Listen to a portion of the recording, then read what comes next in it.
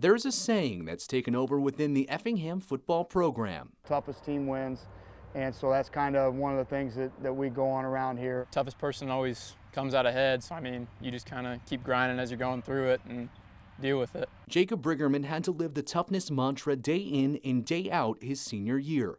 After surgery to fix a broken ankle early in 2020, Briggerman noticed a pain in the same leg during football workouts in November. I didn't really think anything of it. It didn't bother me that much. After being convinced to get it checked out, doctors took x-rays of Jacob's left leg and found he had Ewing's sarcoma, a rare form of bone cancer that only affects about 225 kids in the United States each year. He went and got looked at, and then he told me, and it was just a real, you're not sure where you're going to go from there. He didn't even bat an eye, and he said, doctor, 99% sure it was cancer. I was floored. And I was working out 3 times a week and doing a bunch of stuff and riding four-wheelers and playing basketball and playing football and everything else. I mean, I had to go from doing all that to nothing.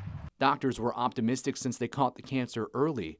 Briggerman had to undergo 14 chemotherapy sessions at St. Louis Children's Hospital. Through it all, he never let the hardship keep a smile off his face. There's kids that throw up a lot more than I did. I mean, I didn't, like last time I threw up one time, it was just because I ate bad food. I never, ever once heard him say he was having a bad day.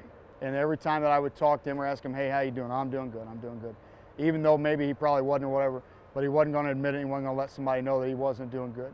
Doctors removed the cancerous bone and replaced it with a piece of his right fibula.